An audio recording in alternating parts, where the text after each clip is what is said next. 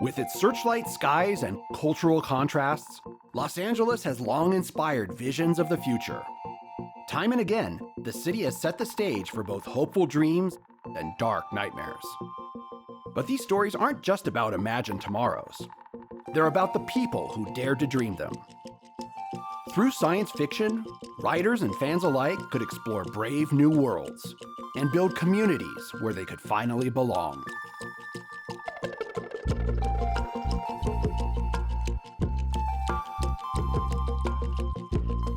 This program was made possible in part by a grant from Anne Ray Foundation, a Margaret A. Cargill philanthropy.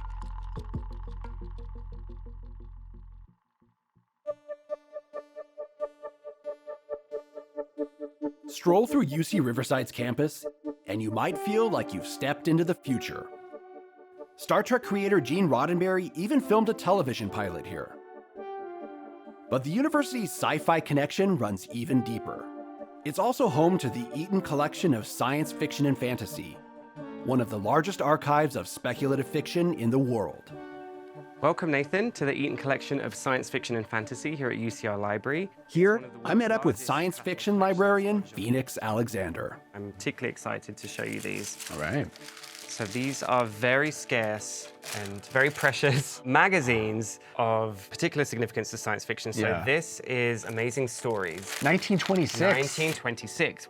This is the first issue, so as you can see, it's very delicate. This was when science fiction really became consolidated as a genre. Well, look at the authors here. H.G. Wells, Jules Verne, Edgar Allan Poe. The table of contents is stacked, and deliberately so, by Hugo Gernsback, who is the editor.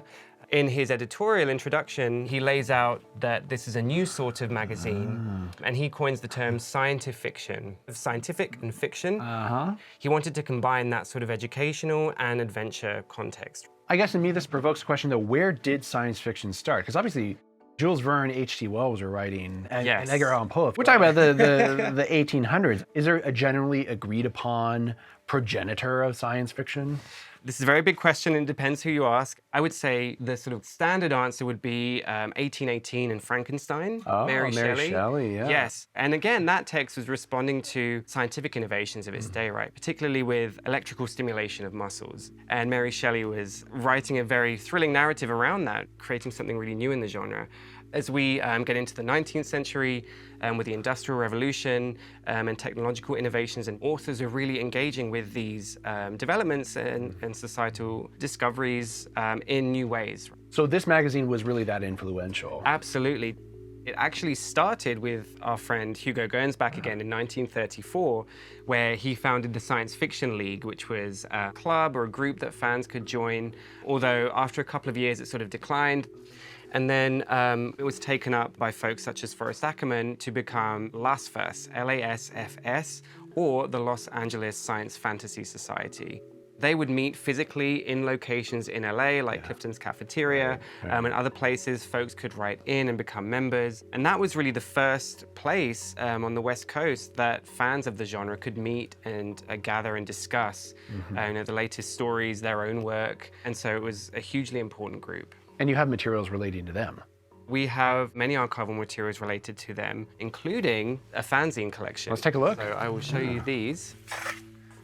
Maybe some of these people started out as fans, but some of them became some of the best-known sci-fi authors ever. Like Ray Bradbury, for instance, was affiliated with this group. That's right, and they got their start, many of them, Bradbury included, in fanzines. Fanzines are not mass-produced. They were printed by hand and circulated by fans. Wow. And so what we're looking at here is not quite the first, but the second issue of Shangri-La Affairs, which was LASFS, Los Angeles Science Fantasy Society's first publication. And this is from 1940. And this is what you'd call a zine. Correct. Just short for magazine. That's correct. Right. So they would often feature illustrations, artwork, letters. People would write reviews of things they've liked or certainly didn't like. It was really a way for the community to catch up with what happened at, say, conventions or gatherings that they might have missed. These acted as kind of minutes of what was discussed. So folks could still feel involved and feel active in the community through publications like this. Wow. Many famous authors got their start in fanzines. Yeah. And Ray Bradbury was one of them. So for instance, this one, Imagination, which was a very early fanzine from 38, volume 1, number 9, is signed by Bradbury. Wow. So this was before Bradbury was certainly a household name, but it was before he was really even known very well within national sci-fi circles. You know, in the 30s, he was contributing to zines like this. He was a fan. He was a fan, That's of what he course. was. Yeah, first and foremost. Truly was. I mean, even this table of contents, you have Ray Bradbury writing a piece on how to become a sci-fic fan. Yeah, it's page 12. Page 12. When paying your fare on the bus, always drop in a Science Fiction League official pin by mistake. So this is the way to proselytize for science fiction. That's right, and you can see that sort of grassroots almost organizing campaign is carried forward into something like the Save Star Trek campaign.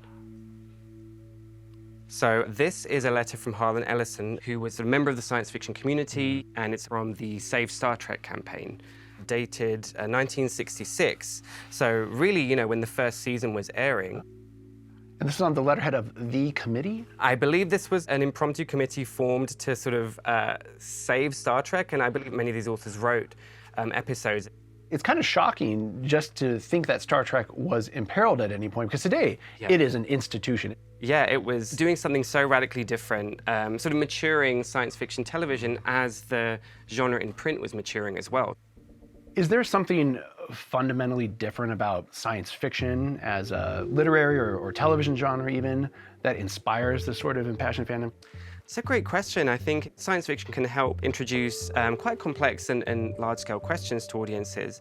And what science fiction does better than other genres is that it sort of invites you in to participate. And I think people love that. I think people respond to that. In the 1930s, sci-fi authors and fans in Los Angeles found a home in the Los Angeles Science Fantasy Society, better known as LASFS. It was more than just a place to geek out about the latest pulp magazine. Under pseudonyms, writers tackled big issues and taboo topics, limited only by their imaginations. And nearly a century later, they're still going strong. One of its founding members, Forrest Ackerman, had a soft spot for the House of Pies. I think I'll have that fresh peach pie. Do you have blueberry pie? So naturally, I headed there to chat with some current LASFS members and dig into a slice. So you're all members, longtime members of this storied club. Mm-hmm. You probably met and spoken with and chatted sci-fi with some pretty big names. Oh, yeah. Robert A. Heinlein came to the club several times. I like to say that Mr. Heinlein didn't like me, but Isaac did. Isaac Asimov. I've met a lot of writers. Some of them to this day are good friends. The author interaction was actually why and how I joined. Because a friend of mine who was already a member of the club told me that two of my favorite authors were coming to the club just to hang out on a Friday evening. And I came there and had spent a delightful evening with other fans and with two of my favorite authors. And it's like, sure, I'll join. And this sort of dynamic goes back to the club's origins. 1934. The overarching nationwide club was proposed, the Science Fiction League, with the idea that each town would have its own chapter. And Los Angeles became chapter 4 of the Science Fiction League. Wasn't number one? No, it wasn't number one. Okay. We had Forrest J. Ackerman. We had Bradbury. We had Ray Harryhausen. There was a core for the LA group to build around. But the LA stayed, decided to reinvent itself as the Los Angeles Science Fantasy Society.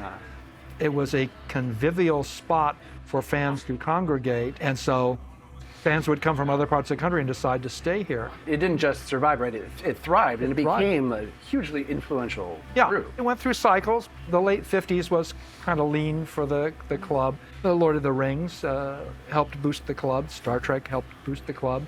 But the club was thriving pretty well by the mid-60s. So for a while, you had your own clubhouse, but I mean, I've read that famously the group met in Clifton's downtown. Clifton's cafeteria? Right, which seems like a perfect place for a science fiction group to meet.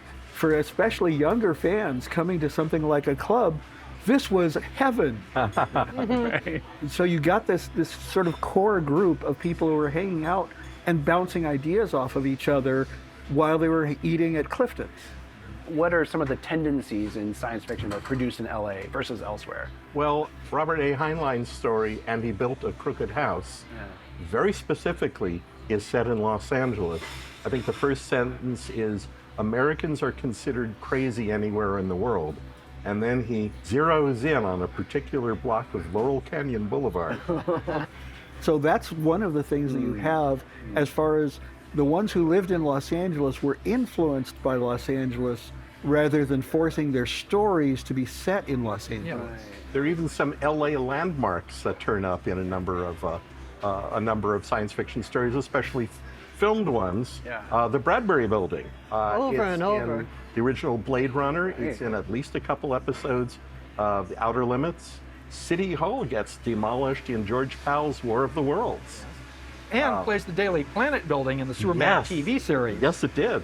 Yeah, so downtown Los Angeles as a site for visual stories was a very strong influence. But we're here today at House of Pies because of its association with another famous LASFS. Forrest J. Ackerman. Forry Ackerman was a literary agent, first and foremost professionally. We would meet either at his home, which is where his office was, or here at House of Pies, and we would have business meetings. I was great friends with Forrest J. Ackerman. My husband and I spent a lot of time at his old place on Sherwood Drive. Is that the Acker Mansion? Yes, That's it. yes, yes. He's the one who recommended that we go to LASFS, and we loved it. Just fit right in.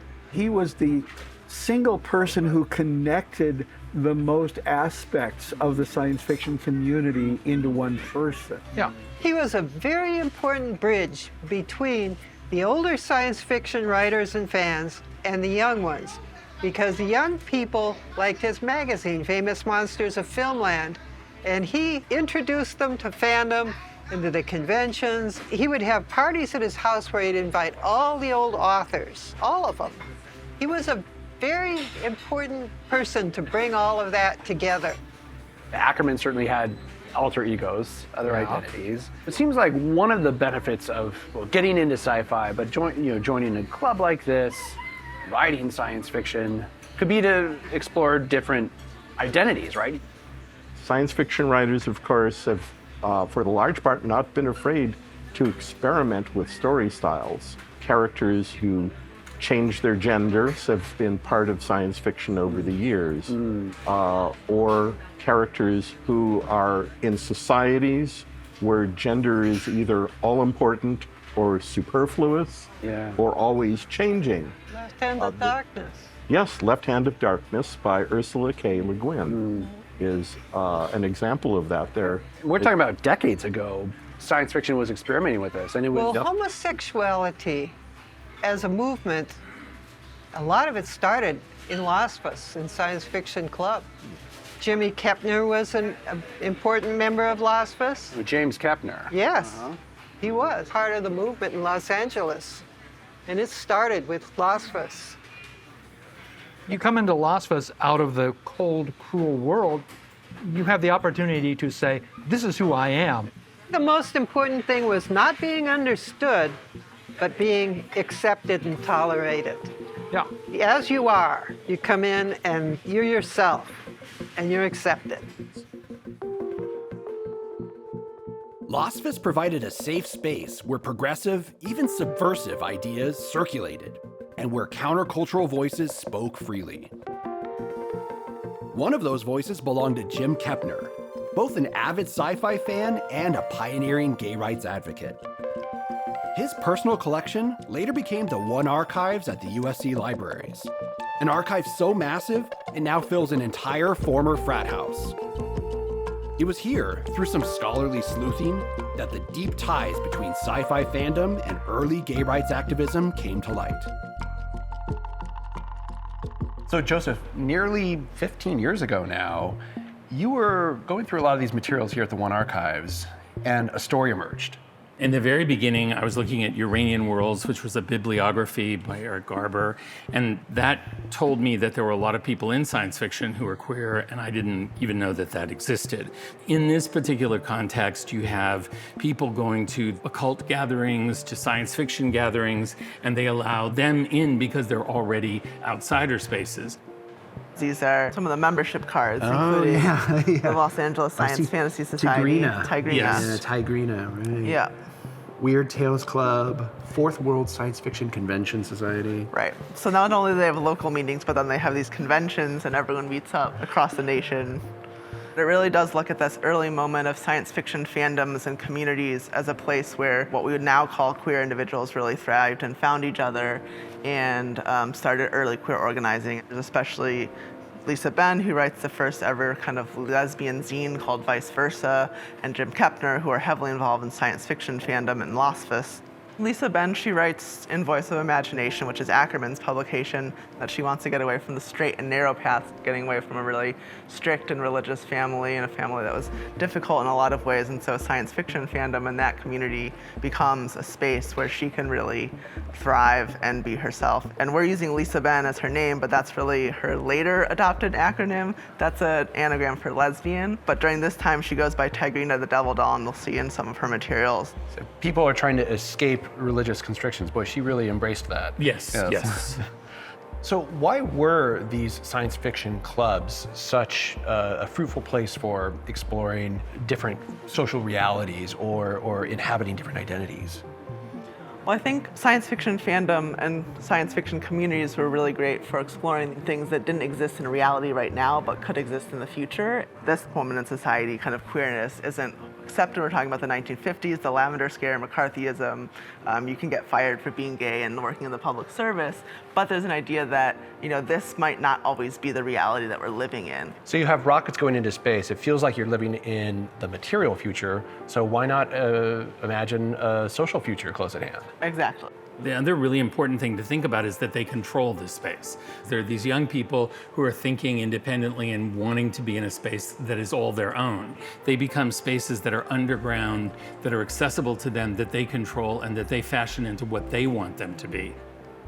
In addition to publishing not just the fanzines that talk about maybe a review of a recent book or magazine or film, they also realize how dense of a community this is, and so Ackerman also publishes, maybe we can look at this item right here, he publishes one iteration of the Fancyclopedia. Fancyclopedia. It details different terms to give folks a kind of encyclopedic view of the fan community at the time. So these kinds of abbreviated things are when you're reading in their magazines, they're occulted so that it's really hard for you to understand what they are unless you're boned up on the information. Which is part of the control. Right. Because if you're in the know and in the group, then you know what you're talking about. And for those outside, they don't. So it de facto becomes a kind of safer space. This is LASFS album from 1966, published on the anniversary of their 1500th meeting. Wow. And so it's kind of like a yearbook of sorts. And so this is 1938-39, which includes Tigrina, Ray Bradbury, Elmer Perdue. And this is Forrest Ackerman and Myrtle Douglas at the World Science Fiction Convention in 1939, which is what we think is the first cosplay ever. So this has kind of birthed the whole idea of cosplay. Amazing. So was there something about LA that really encouraged this imaginative thinking? I think that it was on the frontier. The east coast of the United States was at this point still mired in class hierarchy. Los Angeles was the new frontier. They're making a world of their own fashion. They want to be in a world that they've created, and this is part of their doing that.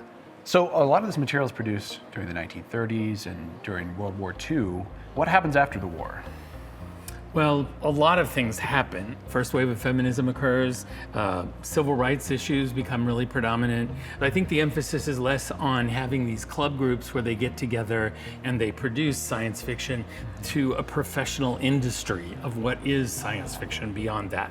So it's DIY. Yes, this is all DIY, and it's people making it for themselves, where later it becomes corporations that own publishing companies that are producing. You have a lot of folks moving into the professional sphere that couldn't do it during the war. And there are probably different themes that emerge too as the broader culture changes. Science fiction, like any other publishing, reflects its time. So as we're just seeing a lot during the war is very much about what's going to happen with the atomic bomb, what's going to happen during the Cold War, what's going to happen with new rockets. And so as these different social movements become more present, science fiction reflects that as well. As the years passed, science fiction moved from niche to mainstream, but it never lost its edge. One Southern Californian who pushed the boundaries of the genre was Pasadena's own Octavia Butler. Her work, deeply rooted in her experience and her community, tackled issues of gender, race, and class while keeping one foot firmly in the world of sci-fi. I met up with Butler expert Ayanna Jamieson at one of the author's favorite spots, Vroman's, a Pasadena institution and one of Southern California's oldest bookstores. So LA, or Greater Los Angeles, has these really strong associations with science fiction. Where does Octavia Butler fit in? I think she was very well-versed in knowing ways that people have been left out or deficiencies in the narratives that were told already.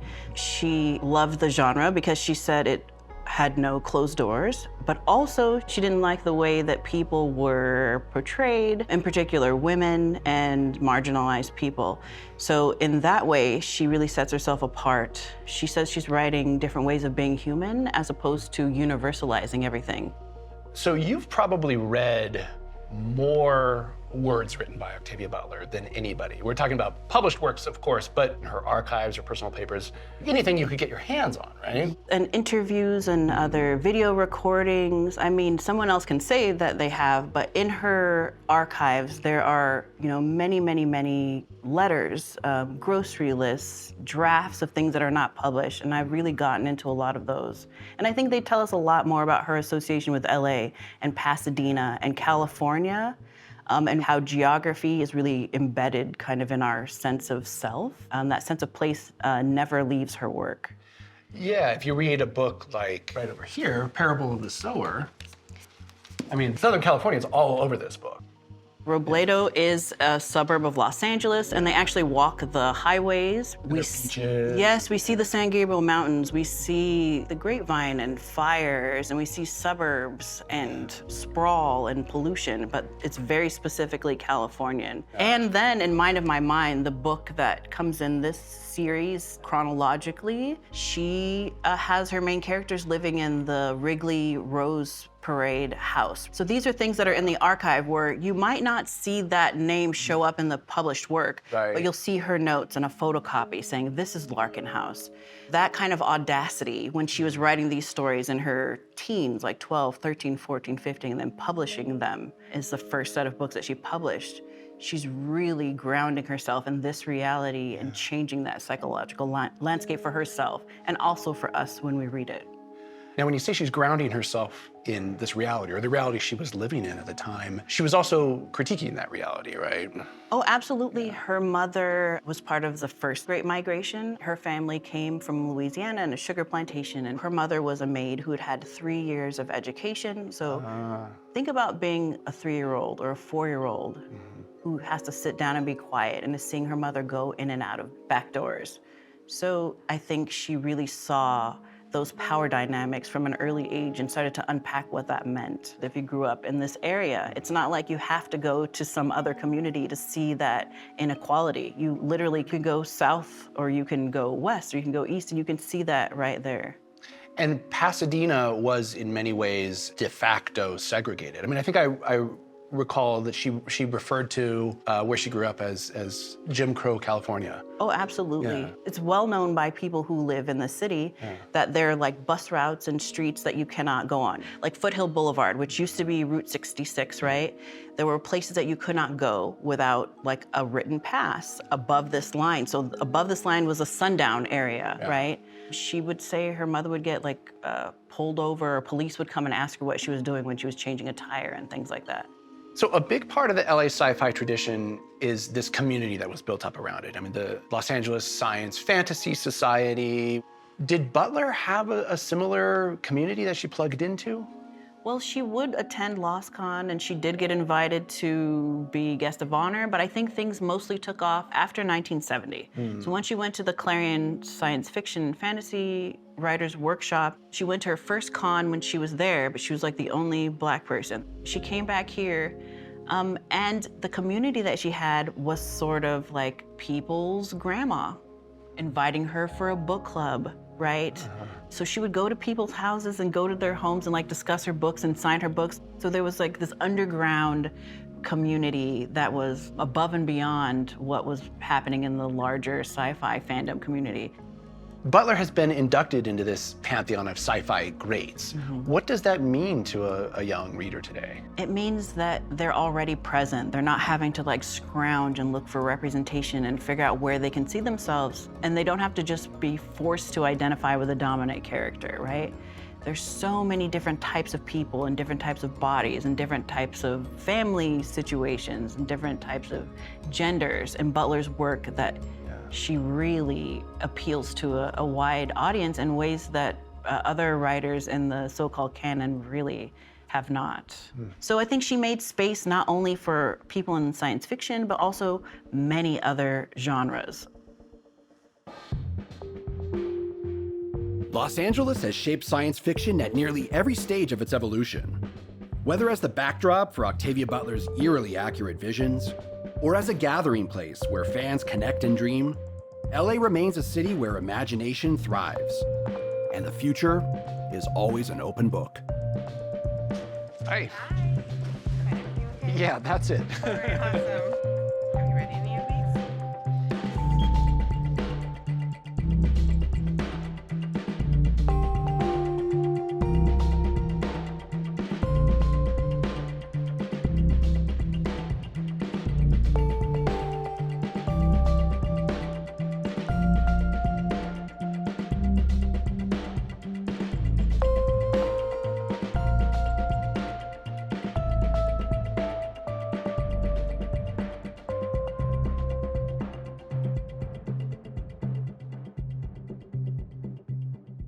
This program was made possible in part by a grant from Anne Ray Foundation, a Margaret A. Cargill philanthropy.